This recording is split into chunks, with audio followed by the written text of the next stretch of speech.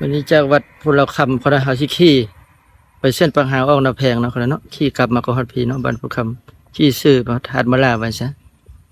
ขี่ไป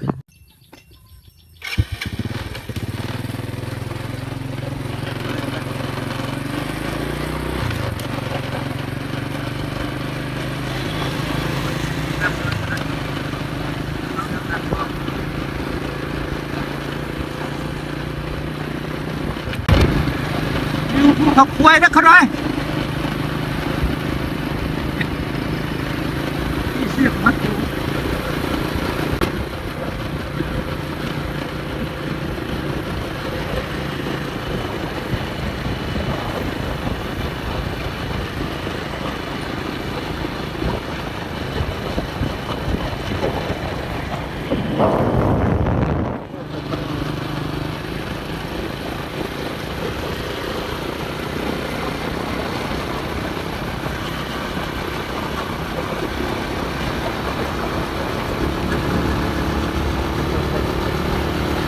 เรียกเลย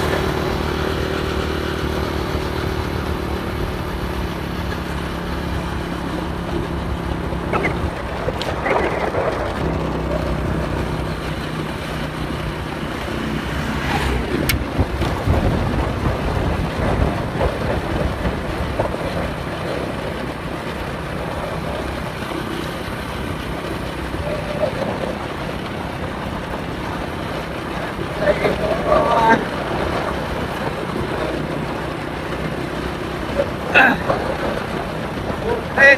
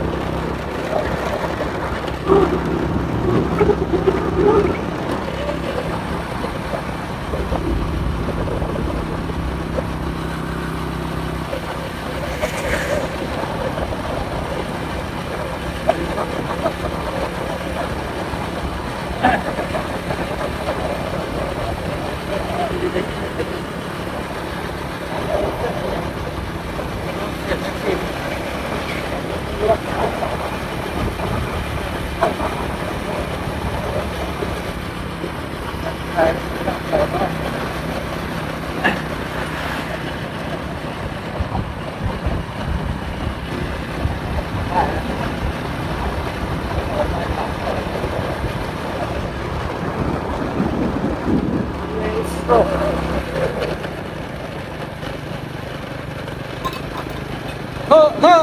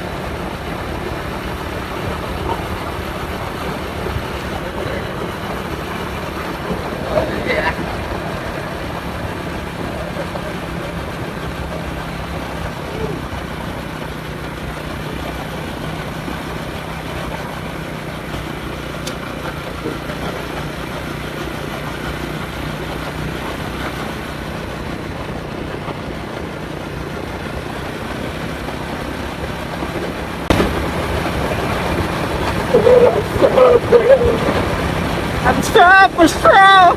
fly ได้ลองเสียงให้ได้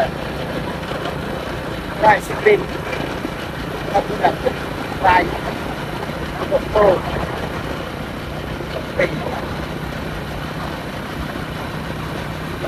จับตัวเด็กน้อย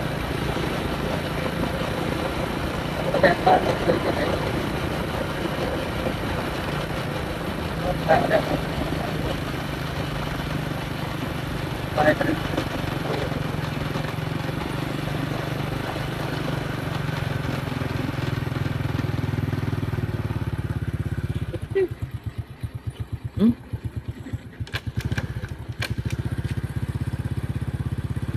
ก็ห่างแล้วก็ได้พูดอยู่คนเดียวพูดอยู่คนเดียวเมื่อกูคิดมือขึ้นเลย ทำไมต้องคิดกันครับ อันนี้คือผมเห็นปัญหาเลยนะครับขี้ปัญหาขี้ซื้อเส้นนี้ประทัดมาล่าเดี๋ยวคนเดียวเนาะนี่เป็นวัดทำมาไปเดินขี้ไปหันเลี้ยวขัวเป็นมาแพงมอดเวียงจัดเนาะเลี้ยวซ้ายก็จะเป็นทางงอนนะคนเดียวนะเป็นเกินอันนี้จะขี้แบบกัน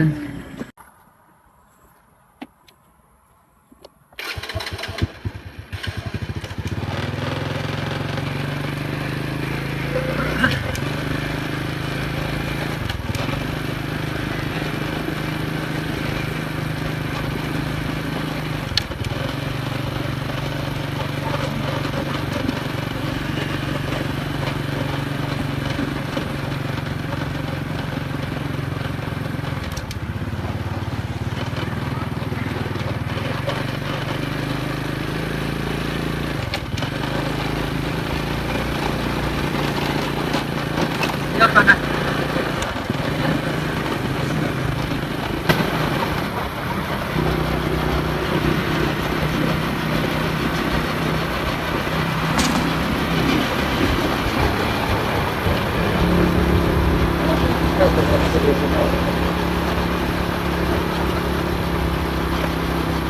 พวกที่มีเชื่อแบนของเราแบนตัวแบนแบนโต้ตัวแบน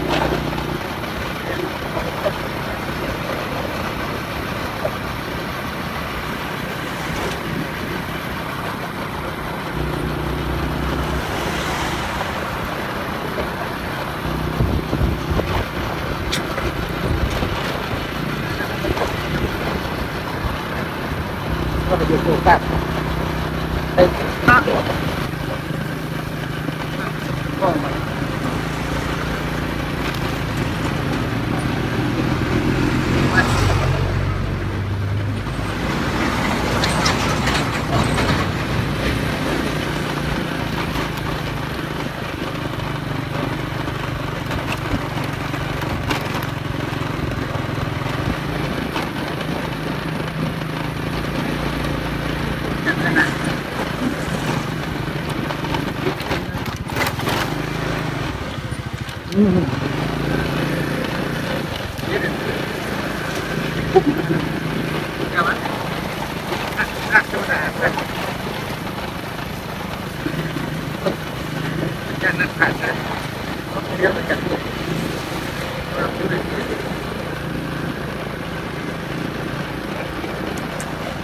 Ito ay tingnan na pala mo. Buwan niya.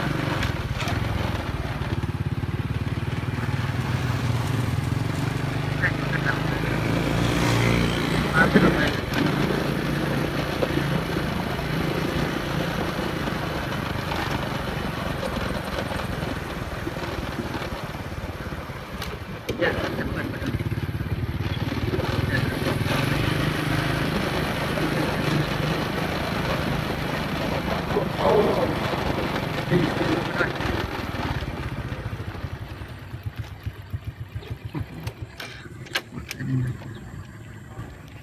งจากเขาเข้าโคนเอาแพงมาเนาะ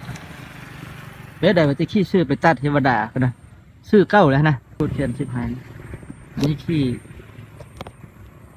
ควรทางท่านผู้ชมเหมือนกันนะท่านเอาขอบใจ